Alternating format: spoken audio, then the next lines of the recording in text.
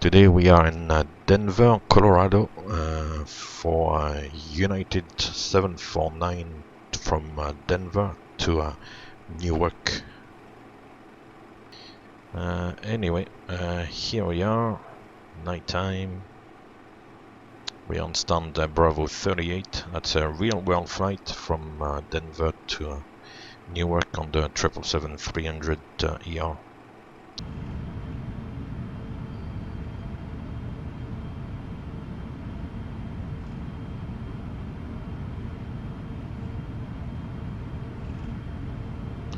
And then here, yeah, we'll go on to Mike 10, so second right, I believe.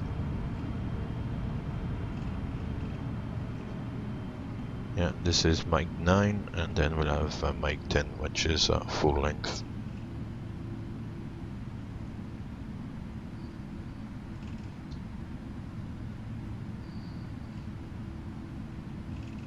Runway entry procedure. Check.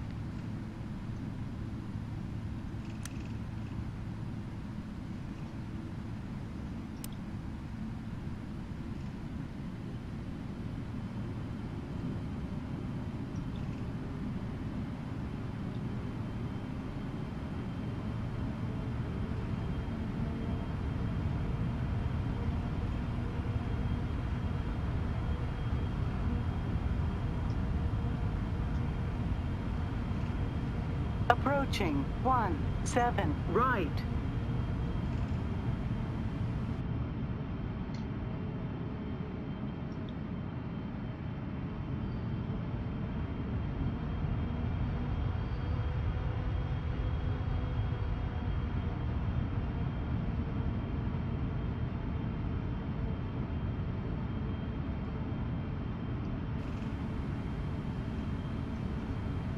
Let's go.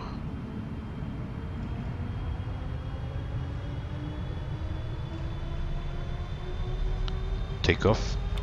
Check. Thrust ref. Check. Thrust set.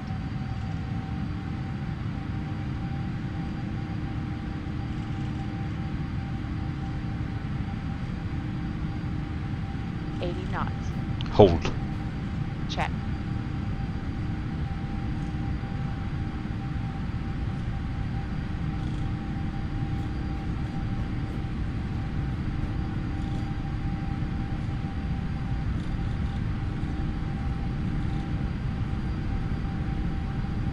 V1. Rotate.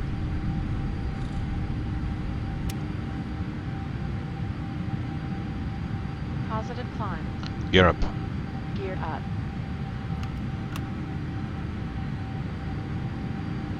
$400 feet. Autopilot. Check. Thrust ref. Check. VNAV speed. Check.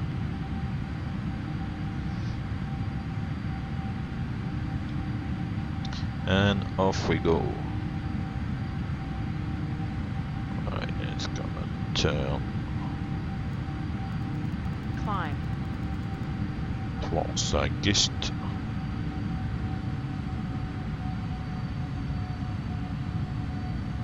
Then we'll see how it works with the VNAV. It should level off at 10,000 feet, I think, at some point. Yeah. So we made the first restriction at Gist, then 7,000 above, no problem.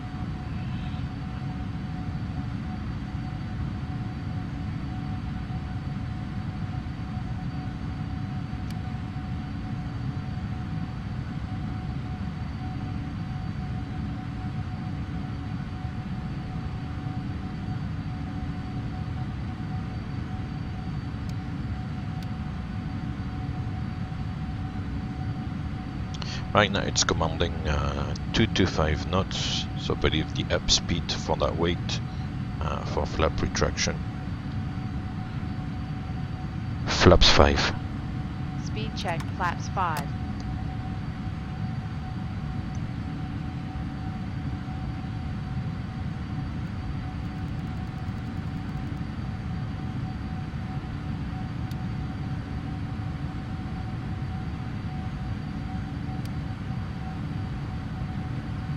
flaps 1.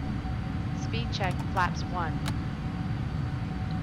You can see with the elevation now we are already at 9,000 feet, which is only about 4,000 feet above the ground, but it's a little bit struggling to climb. Flaps up. Speed check, flaps up.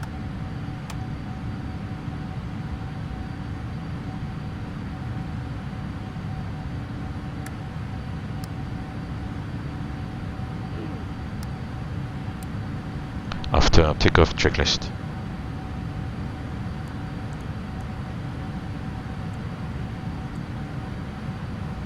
After takeoff checklist. After takeoff checklist complete.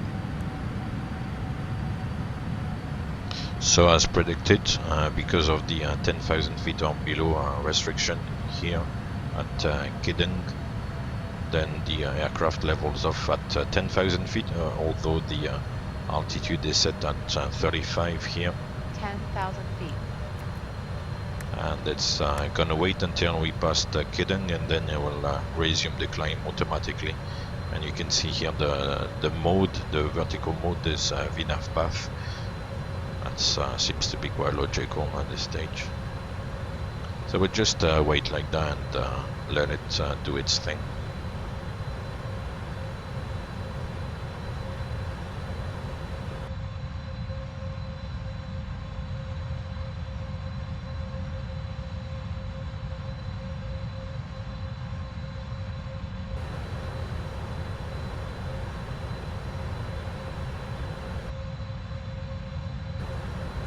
So we're almost there. And here we are, we passed the point, so now it resumes the climb, adding maximum thrust, which is the thrust ref mode, and then VNAV speed, since we are climbing at 250 knots. So basically the automation goes for climb thrust, maximum climb thrust for this configuration, which is now at the moment about 88% N1, and it goes for 250 knots, so pitches the aircraft to achieve that speed with the amount of thrust available.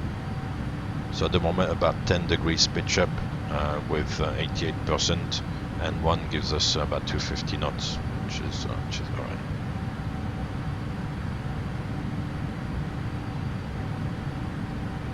So FS to crew, you may have heard in the background at 10,000 feet on the altimeter, switched off all the lights. Normally we'd wait until the 10,000 feet AGL, so today about 15,500 on the altimeter to switch off the lights.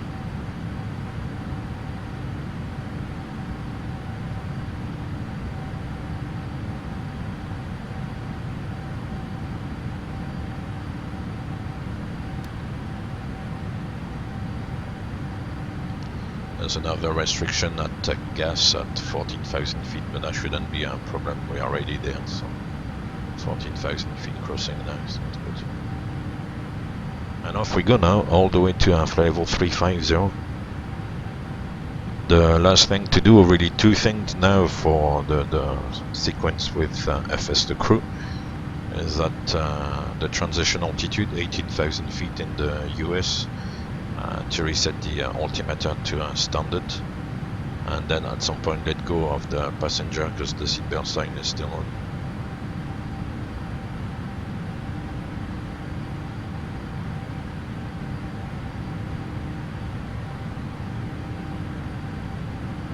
So now we pass 10,000 feet AGL, so about 15,500 on the altimeter. We can accelerate to the climb speed. So like always, pretty much 320 knots on the 777-300ER, unless the aircraft is a little bit lighter than usual, and maybe with a low cost index sometimes the speed can drop to maybe, I don't know, 319, 318, something like that, but it always kind of give us about 320 knots, so it doesn't change that much.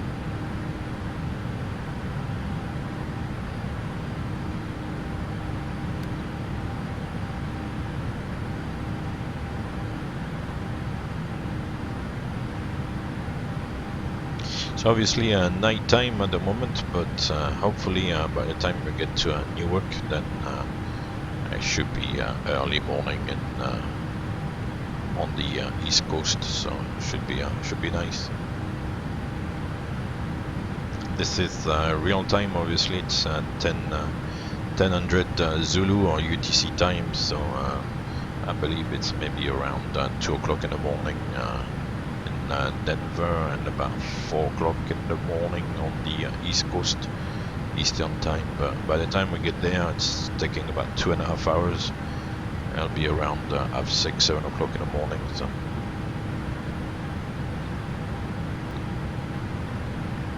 Transition altitude, altimeters reset standard. Standard set.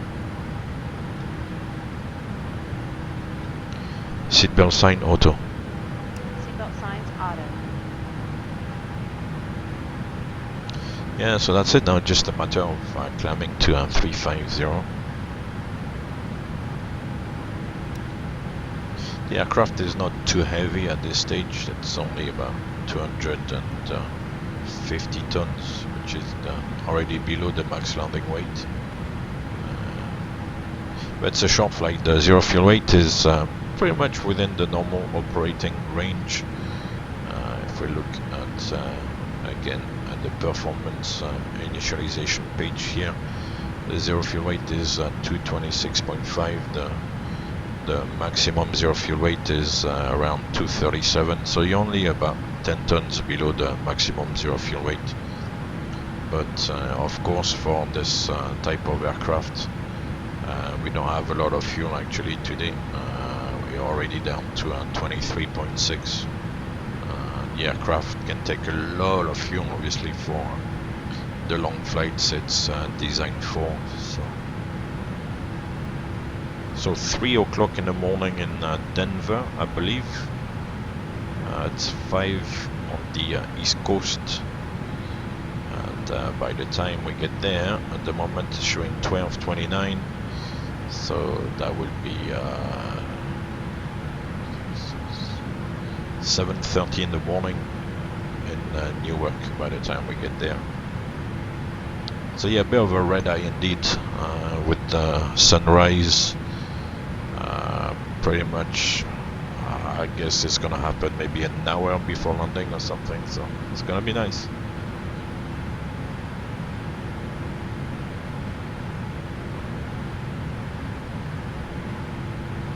So the good thing as well, going from west to east, is that we should have a good tailwind component. So that should help speed up the flight. I was actually surprised that the flight time is only about 2 hours and 35 minutes, so it's quite nice.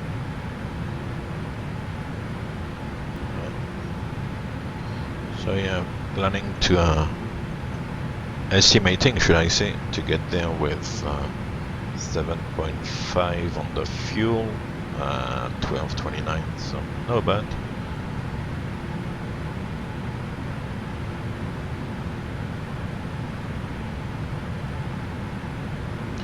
And the FMC at this stage is still recommending 350, which is going to be alright for a while. I think here it wants to step to 370.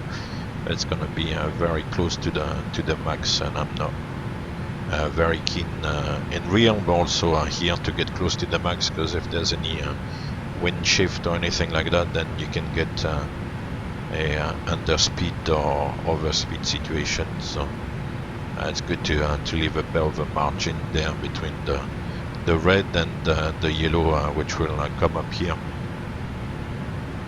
It's actually not properly simulated, because normally the yellow later on, when we are at cruise level, should be a little bit closer there to the actual speed.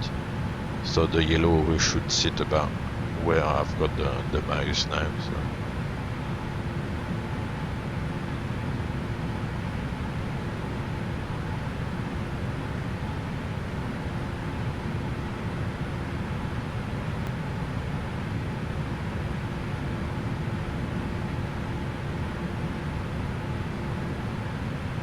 So yeah, so for night vision, obviously during the taxiing out and takeoff, then the storm light would come off, so that we are pretty much in the dark in the flight deck, and get the night vision sorted out. But then once we get to the cruise and things settle down, then the storm light can come back on, because otherwise if you stay in the dark for too long, then you start feeling a little bit sleepy. So 1,000 feet to level off.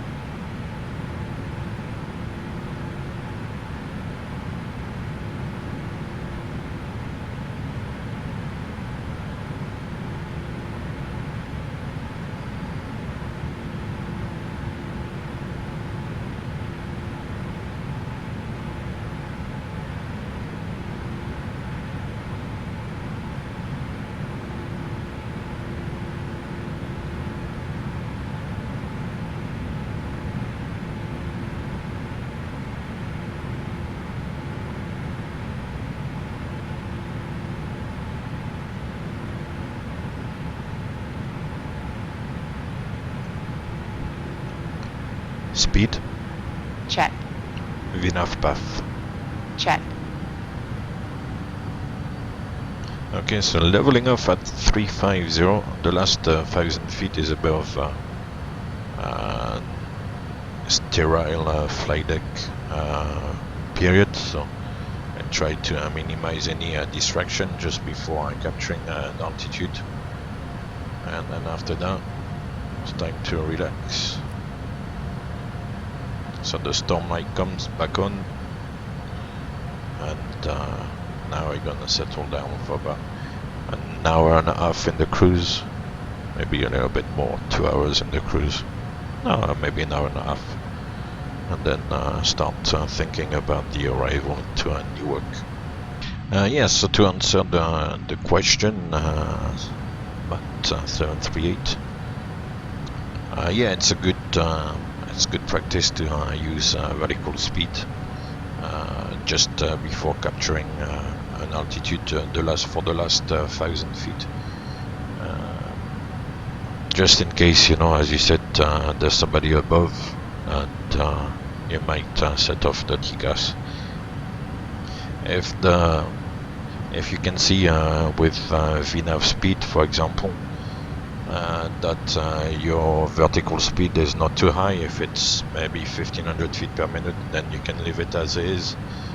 But if it's 2,500 or whatever, you see you've got a higher rate of climb, then it's indeed a good idea to reduce the vertical speed. Yeah.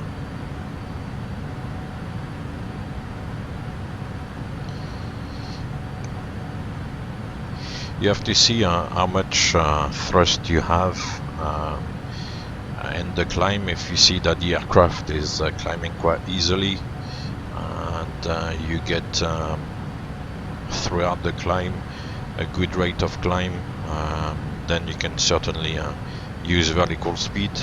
If during the climb you see that you're only climbing 1,000 feet, 1,500 feet per minute, something like that, sometimes that the vertical speed decreases a little bit, then increases again, then I think you can let the VNAV do its job.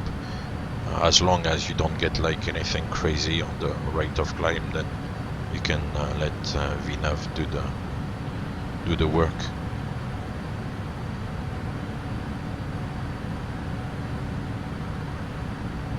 Right, so at the top of climb, we'll check just in case we've got an engine problem. We can go down to flight level 250 roughly. That's good to know. 250 knots would be the drift down speed, which is good. Then I'll update the winds. Does it make sense? Yeah. So we'll go delete 280, delete set 330, and I'll delete 390 as well, and set 370, which is the possible levels today. So 37, 35, 33, 31. We'll execute, go back to route data, and request is giving me insufficient fuel because it's probably counting on the tailwind to make it to the, not to the destination, but to keep the reserve intact. But because I'm recalculating the winds at the moment, then the computer, I think, yeah, it's gone down to 5.2. So basically the tailwind is benefiting us, and it's giving us about 2.5 tons of fuel. So that's quite good. So the uplink is ready, so we load it and then load the winds. And we've got the decent forecast as well. So I go to the forecast page and load it as well. And now if we go back to the progress page, you can see the fuel again on arrival is 7.54. So while the winds were updated, obviously the computer didn't take into account the winds, and it was showing 5.2, which was below the diversion fuel. But now that the winds are back in, we've got 7.5. So yeah, the tailwind component throughout the flight is giving us 2.3 tons, basically helping us to save almost 2.5 tons of fuel, which is nice.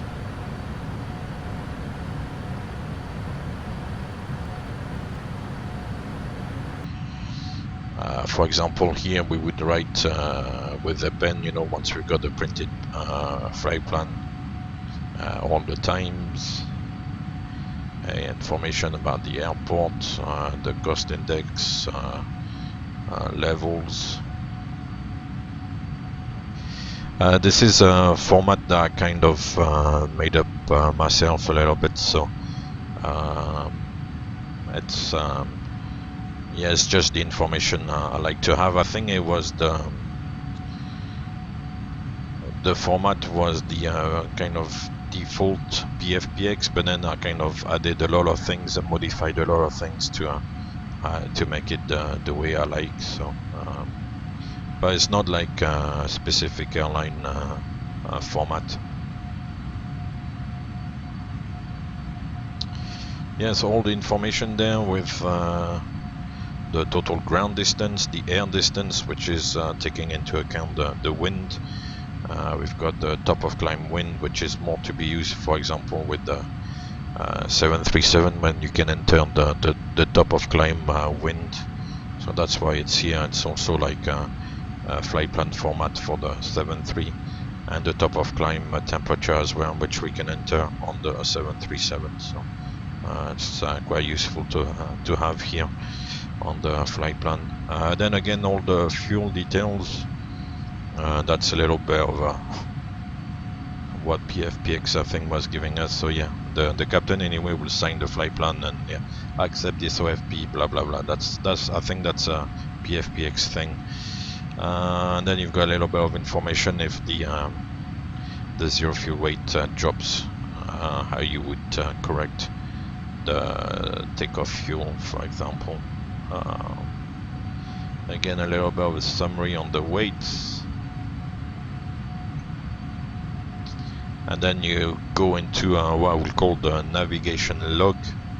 So on the left hand side here, the airway and the FIRs, and you've got the waypoints. So initially it's the departure with all the waypoint departures, and then today on this route it's all direct, so there's not really any airways. The track and the initial true track, so the track takes into account the magnetic variation, and then the initial true track is without the magnetic variation. So yeah, that's just for information really.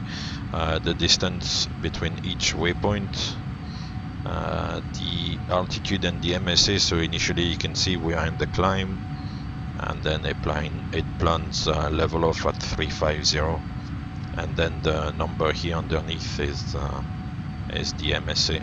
So the yeah, basically the number below the flight level is the MSA. Then we've got the wind, the shear rate, and the temperature deviation compared to ISA, so all the planned winds. Then the Mach number and the ground speed in the next column. The fuel required at each waypoint, so that's really helpful because it helps you see if basically you're having a fuel leak. So at the moment we are going towards Lima November Kilo, which is down here, and we should get there with 18.3. And not really sure why here it gives us Chicago, but basically at Mike Charlie Kilo we should have 20.6, and if we go to the progress page and look at position report, Mike Charlie Kilo we had 21.1, so 20.6, 21.1, so at the moment we have about 500 kilos above the flight plan, so that's good. And then yeah, the leg time and the time all added up together. So once again at Lima November Kilo we should be airborne for 44 minutes. And if we look at the PFD down here, we've been airborne for 34 minutes, and on Mike Charlie Kilo it was 10:19. So yeah, you would have to do the maths, but anyway, and the same all the way to the end of the flight, to the runway. And then we've got the information for the alternate planning. So the alternated JFK, we're planning 3-1 right, it's a distance of 87 miles. Took a direct routing actually to the VOR, but added up about 60 miles of circuit, I think they call that, and PFPX circuit in, so I added up about 60 miles. So we've got a planned distance here of 87 miles.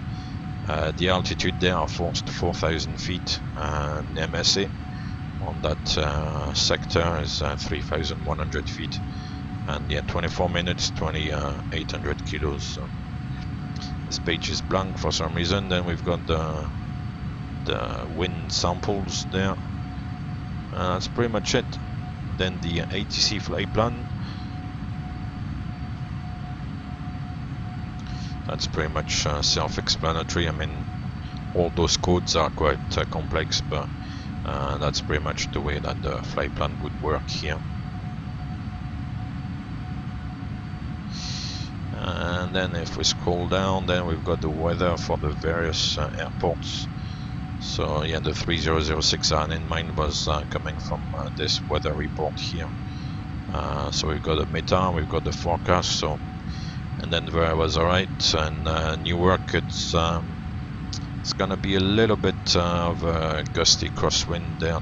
Runway 22, it's gonna be 270 at 15, gusting 27. So it might be a little bit interesting, but the weather is good. We got plus 6 miles scattered at 4,000 feet, so it's not going to be a problem. And then the next weather trend is from 1,500, so we'll be already on the ground by then. And for JFK, well, it's the same as well. It's just next door, so above gusty wind, but in JFK it's runway 31, so a little bit less of a crosswind component. But otherwise same ceiling. En route we've got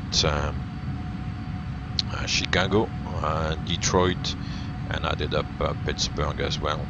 If on this particular flight you don't add what's labeled here as adequate airports, then it's giving you ETOPS flight plan and all that stuff, and obviously there's no need for ETOPS.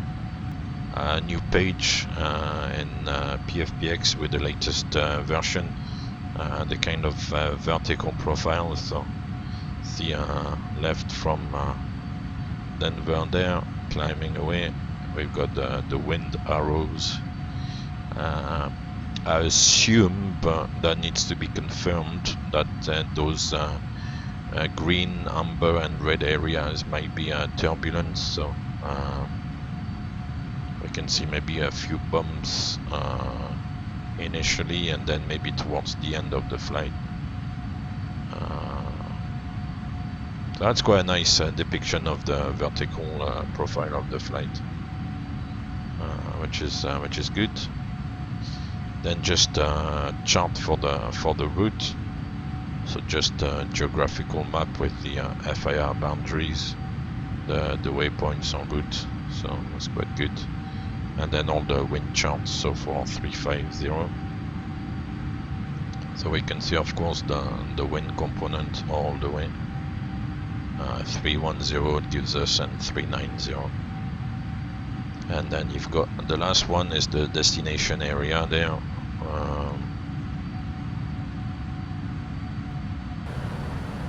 So yeah, so that's the flight plan with PFPX and the way I run it. And this is actually relatively similar to like a real-world flight plan and briefing package. The only thing that's missing, as I said, is the weather charts. You know, above all the significant weather charts en route, where you would see any areas of bad weather. You know, like frontal systems. So mostly actually CBs, icing, turbulence, and all the jet stream patterns and everything. So.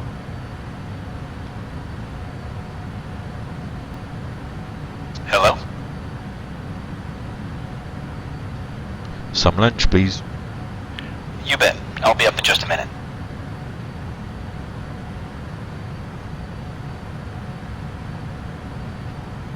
Ordered some lunch.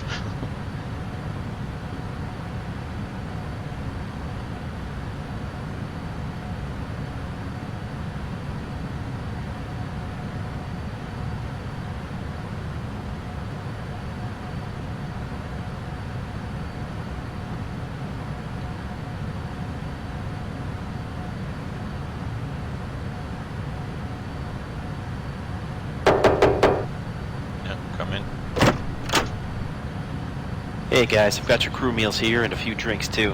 Which one of you guys ordered the caviar? Thank you. Sure, anytime. Good God, he's offering caviar, man. Oof.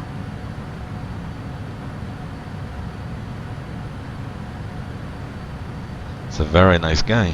He's offering caviar. Oof. First class catering.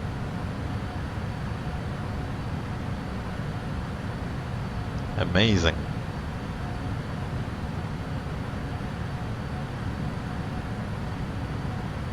Anybody wants caviar now?